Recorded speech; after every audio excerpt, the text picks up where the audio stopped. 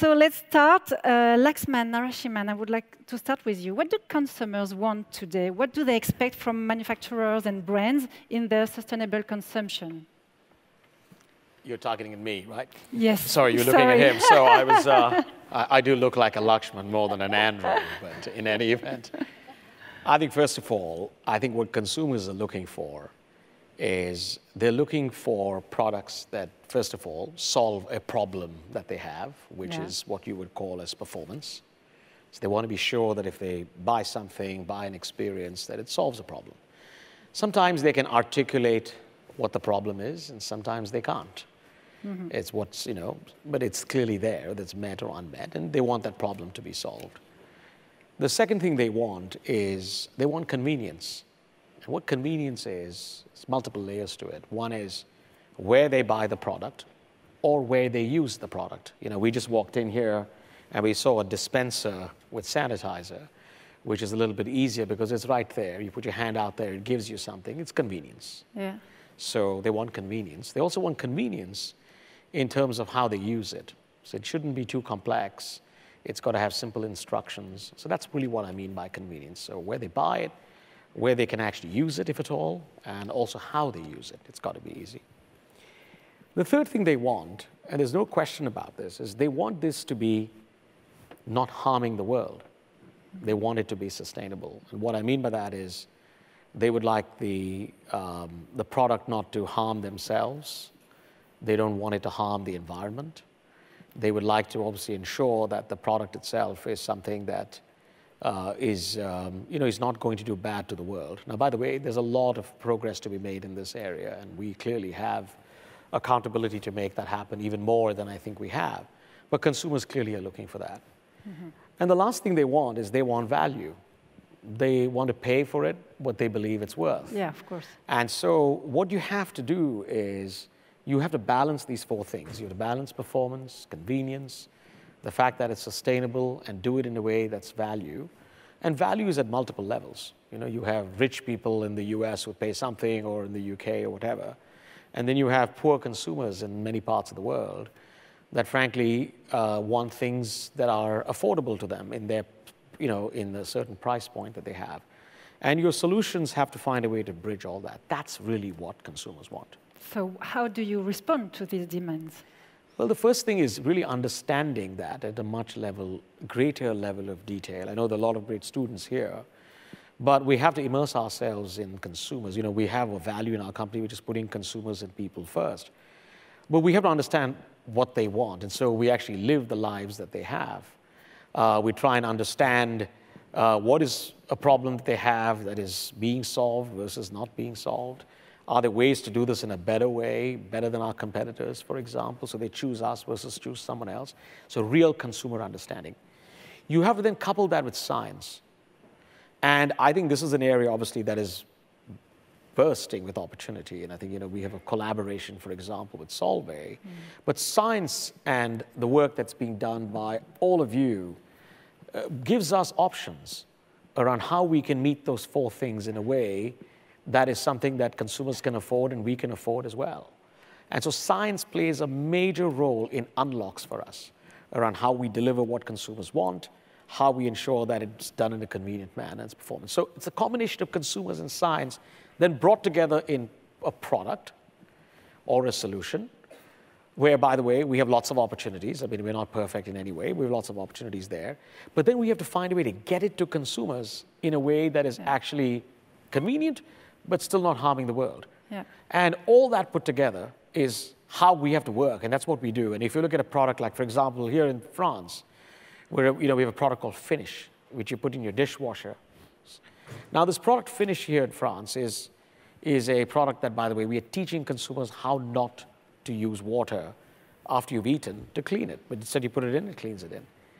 We have a collaboration with Solvay, where you bring the consumer insight saying, I want clean, but I want it to be clean for a longer period of time, so I use less product. So working with Solvay, we just launched, in fact, it just came from the launch of a product which is a 24-hour clean product, so you don't have to 4 or 5, use less of it. Because we are concerned about macrobiotic or microbiotic resistance that emerges. So there's work to be done. We're not perfect in any way, but part of what we do is a combination of consumer insight and science along with an understanding of the business that we have to bring in, retail, consumers, how they buy, all that. That's put together is how we go about it. Mm-hmm. So Ilham Kadri, what are the innovations that will soon enter in the lives of the French, thanks to chemistry? Well, there are frankly many, and thank you for having me. This is a great celebration, 100 years of chemistry. As I used to say, chemistry is the mother of all industries. I'm a bias because I'm a chemist by design, so I welcome the youth to join us in the chemistry. A lot of innovations. I think this morning you heard about the clean mobility. Yeah. Solvay is a key player, a leader in batteries, in membranes in batteries. We are there in the membrane, we are in the electrolytes and the casing. So we are in these cleaner mobility, really moving to EV and hybrids. We are also part of the value chain of the green hydrogen, which is very important. I believe personally that there will be no net zero without green hydrogen, but it needs obviously scale, it needs competitiveness, it needs infrastructure from the authorities. So this is something we see happening between 2025 and 2030.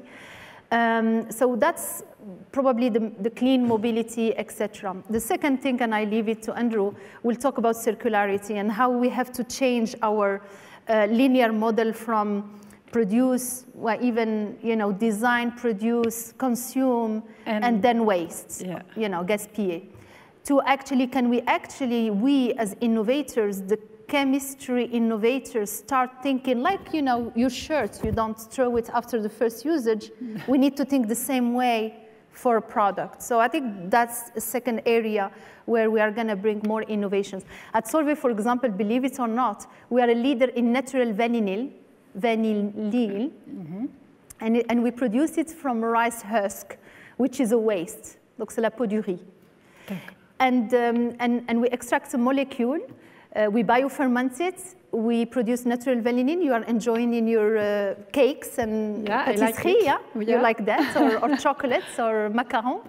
And it's replaced vanilla, which comes from the orchid, which is rare and too expensive. So that shows rice replace vanilla. Yes, skin rice. So very interesting. And think about it: if you use a waste, it's not a waste anymore. And number three, obviously, it's really bringing more and more innovations to the consumer. Like Laxman said, and we have a great, we are celebrating a launch together where you can do more with less, right? So the products we launched and we augmented, actually, our customer is Reckitt, and they were, expecting from us and their consumers to indeed have a product which is disinfecting, a surface can last longer. And we as a chemist, during the COVID-19, believe it or not, we had the products which can combat even COVID virus, right? Really? And rather than, cleaning every minute, and that l'eau de javel, the bleach is very nasty. Here you can use a more eco-friendly products and can last 24 hours. So those are things, through innovation you can bring more, and they respond to an eco-design, to more sustainability, but obviously you have to make it working from the profitability point of view, right? Because as Laxman said, affordability is important, and for us, building a business case is as important. Laxman was speaking about to understand consumers. How do you work with them? Well, we listen to our customers and their customers, right? So we are B2B to C, and sometimes even B2B to B to C, right? So our ears and eyes are our customers. You need to listen to them to understand their needs, their unmet needs. And obviously, we also go to the consumer, but we are not going to replace the Reckitt of the world, right? Yeah, so that's important. And we also listen to other partners, be it marketing intelligence, be it the millennials, right? The youth who are here. And when they come to your company and you hire them, they also ask a great question about sustainability, how it does impact the planet, the people.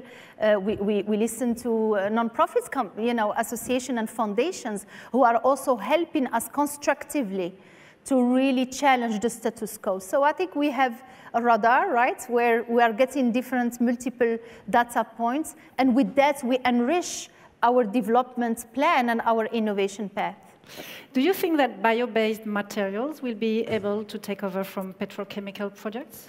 Well, I think it's a long journey. I mean, there is bio and bio, so let's ensure that bio is not, competing against food, etc. When I talk about the rice husk, I like it because it's a waste. Yeah. Or when you talk about gray water, I was, water lady in another life before Solvay. When you use gray water, so something coming out of your showers, your toilet, your industrial asset, you can recycle it, you can purify it at lesser intensity and energy than desalinating seawater, and you can reuse it in your own assets. Actually, we can do toilet to tap, so I don't want to offend anybody here, but in Singapore, it's from toilet to tap. Excuse me, I think you speak very quick. Okay, sorry. They don't have time to translate everything. Yeah. But let's continue. I'm going to pause. No, you can keep going. So yeah, I mean, you really need to challenge the status quo. I always call it in my organization, cut the bad costs, don't waste. Yeah. I mean, I grew up personally not having the luxury to waste, so I'm greedy with resources. I do, yeah, really. Of course. And if you manage your company, your product this way, being greedy, and how I can design it to reuse it again, how I can craft it to reuse it again, how I can look at manufacturing sites and say, I'm going to reuse my water, the waste should not go to the landfill. We developed, and it's a French project, and thanks to the Ellen MacArthur Foundation, we have a project with Veolia and Renault to recycle batteries at the end of life. This morning you talked a lot about creating batteries, but guess what? A battery at the end of life, you know what's happening? It goes to the landfill or it's burned. A battery at the end of life is full of resources. It has precious metal, rare earth. But we can reuse it. Yeah, you can. Obviously, Veolia is a waste management company. I cannot do their job. I am a chemist, and I have chemists who can separate products and elements, and I can extract with our teams lithium, cobalt, nickel, and so on. Wonderful. And you can reuse them in the same value chain or in another value chain. So when we did that, and we de-risked the project with Veolia, when we met at the EMF, and Renault joined us. Now we have a supplier of batteries at the end of life, but also a future client, because Renault is interested to take back the rare earths and use them again in their value chain. Wonderful. If I can just add one small thing. Yes. I come from India, and I grew up in a place in India where I grew up, where water was not available at home. My mother used to go 2 stories down and get water when I was a very young child to bring it up to our flat. Yeah. Because we had our water for 2 hours in the morning, and then we had 1 hour in the night, and that was it. If you look at the newspapers we got in India, we got them at home, and then at the end of the month, you collected them and you sold them because they get reused as packaging, right? Mm-hmm. I think we've developed a lot of bad habits, to be very frank, as we've gotten much more developed and much more, I'm going to say, we call it evolved, but in a lot of ways, we have regressed as a humanity. And I think the idea of saying that we can take waste biology, and I say waste biology for a reason, and convert that to productive, chemistry or productive offers. This is a massive opportunity for the wonderful minds that are here. And I can promise you that, as we move forward, we will lean in heavily on some of that, because we have to go back to where we came from. Yeah. Sometimes where we came from isn't so bad. So tell us, in general, what do you expect from your partners in the chemical industry? I expect, first of all, real partnership. We have a belief and a philosophy that we put in place 2 years ago, which is join forces to win bigger. And honestly, and there's a middle of a compass saying do the right thing. Now, there are clearly wrong things we're doing. I don't disagree with any of that, because if we looked at it in various metrics and looked at it in various lenses, there are things we simply have to get a lot better on. But I'm convinced about one thing. I know that if my organization focuses on doing the right thing and focuses on joint forces to win bigger, it'll work well. I called Ilham in May last year, and I said, Ilham, we have this problem. We have people with COVID, and we need to find a way to protect them. There was no vaccine. There was nothing available. We just need to collaborate in a different way. And we really did. I mean, our teams came together. We opened up every bit of consumer insight. We didn't care about anything. And we said, how do we create a product that will be helpful to consumers and prevent overuse? How do we do that? And that's how this thing birthed. Ilham and I speak every month. And we, by the way, we tell the team we're speaking every month about business, but we also catch up. But actually what happens, it puts pressure on the teams because they're working together in a very collaborative manner. And what I've told the team is, we cannot be full of ego. We have to be down to earth. We have to know that we don't have all the answers. We want answers, and we want challenge. And so as part of that, when they come to us with ideas that challenge us, we welcome them. You know, we have a few suppliers we work so closely with. But that is the unlock for us, is when you combine consumers, which we know best, and science, which people like Ilham know best, and a business that we actually think we know well, but over time it's evolving. You bring that together, including for e-commerce and the like, it'll change the game. Ilham, do you think that by 2030 we will see the emergence of a positive impact of chemistry? Well, I believe we already see a positive impact of chemistry. So I'm a scientific person. I'm an optimist. I believe that chemistry is at the service of progress. I think this morning I heard the philosopher talking about rather than innovation, progress. But I think the progress needs to be reimagined, reinvented, because what took us here will not bring us there.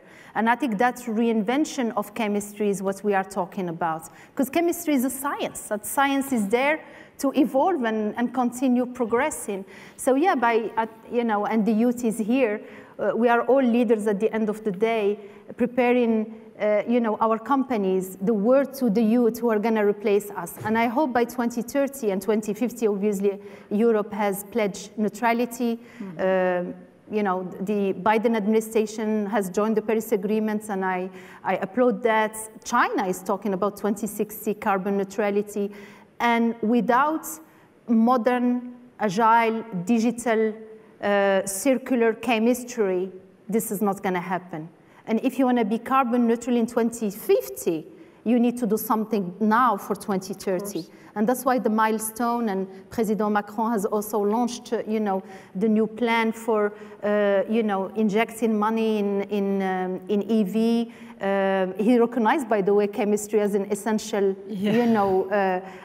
industry. So that's also important as we celebrate the 100 years here in France.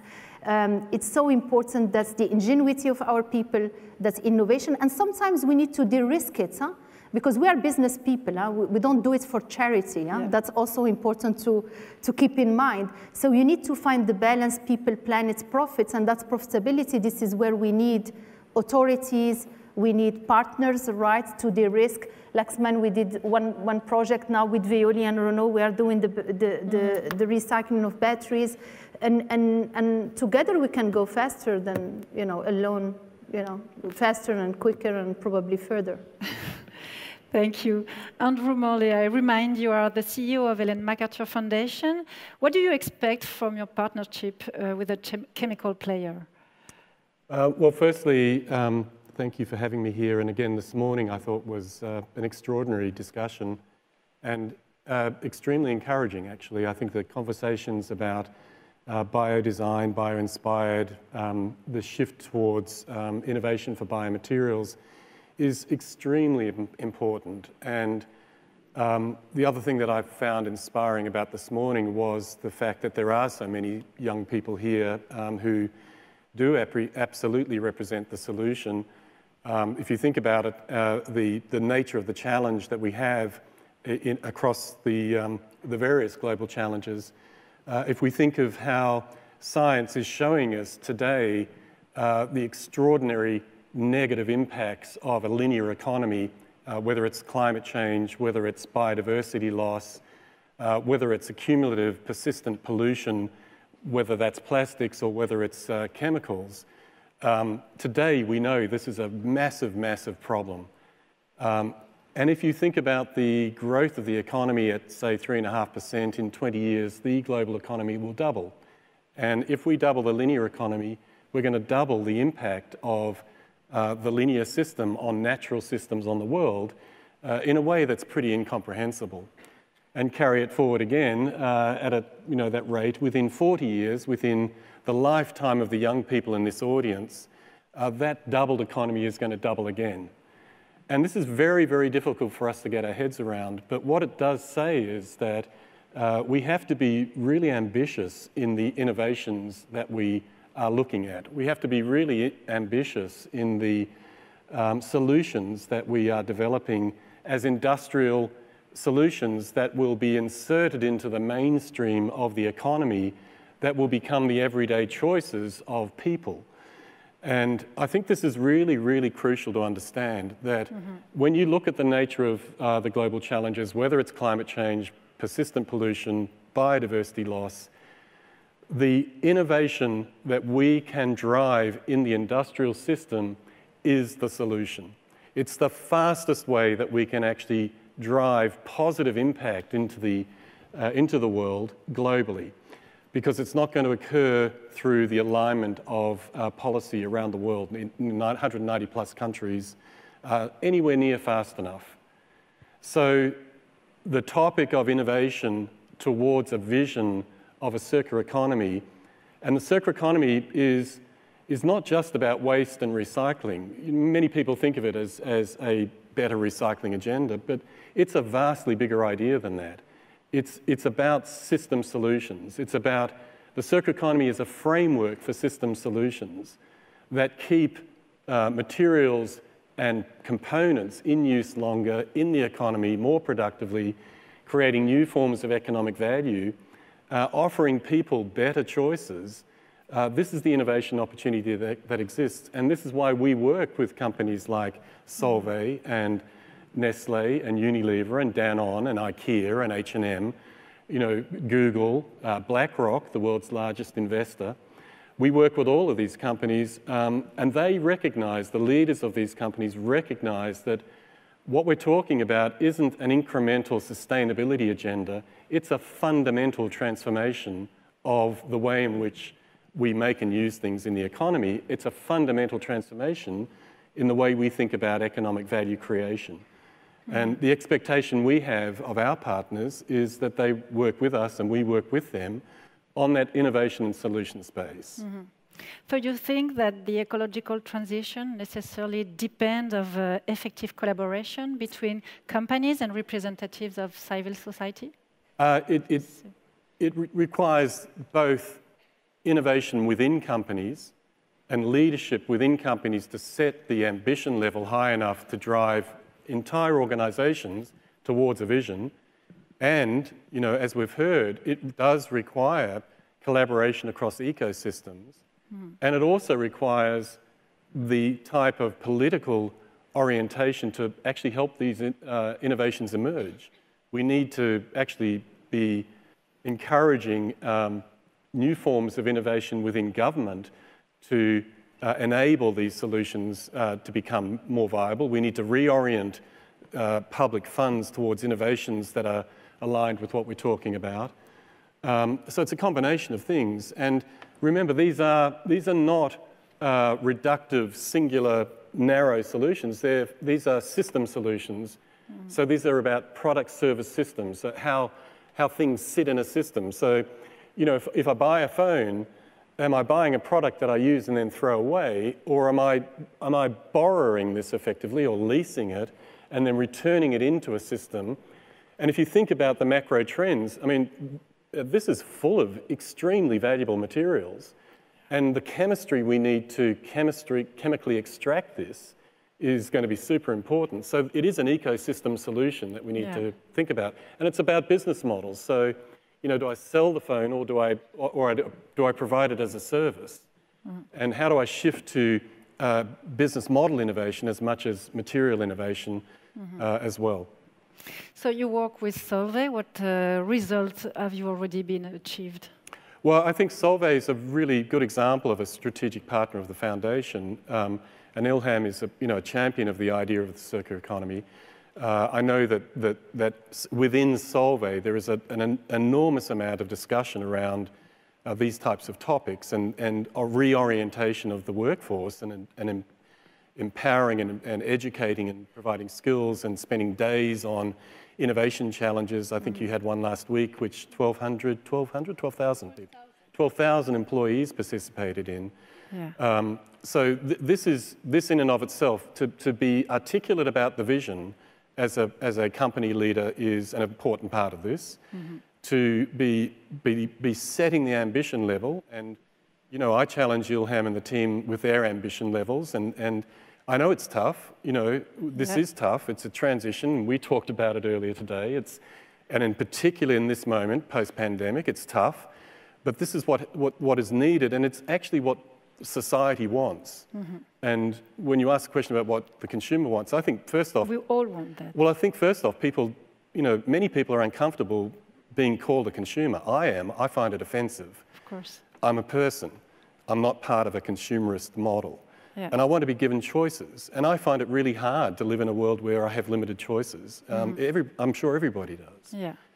But I think that Solvay is one of a group. We have 25 CEOs that we work with very closely. We have 300 companies who are part of our core network. We have 2,200 companies in our broader network. We work with hundreds of universities around the world. We reach 5 million people per month through our native communications and learning channels. And we can do this because we are working with companies like Solvay, but we're 50% philanthropic funded. No company provides more than 2% of our revenue. We're entirely independent, and we work together because, you know, we are helping Solvay to innovate on these solutions, and Solvay is stepping up and, you know, taking a leadership position on this. Yeah. Ilan, do you want to say something more about this? Well, I think, you know, building those new ecosystem, it takes a lot of effort, right? And you need to think outside the box. And by design, I tell to my people, we need to learn and relearn. Apprendre, désapprendre, et réapprendre. Because I think, you know, we've been so much framed in this linear business model, right, that it's very difficult sometimes to get out. So we need partners who really challenge us, challenge the status quo. But let's not be mistaken. The chemical industry is at a tipping point. It's really facing different transitions in my mind. We talk about the environmental transition, but there's also the digital transition. There is also the value chain, you know, it's just blurring. Look what's happened during COVID-19. There is a social challenge of upskilling, reskilling. And I think we need to hear all the voices, including here in France. People told us the yellow vest and told us, I care about the end of the month, not the end of the world.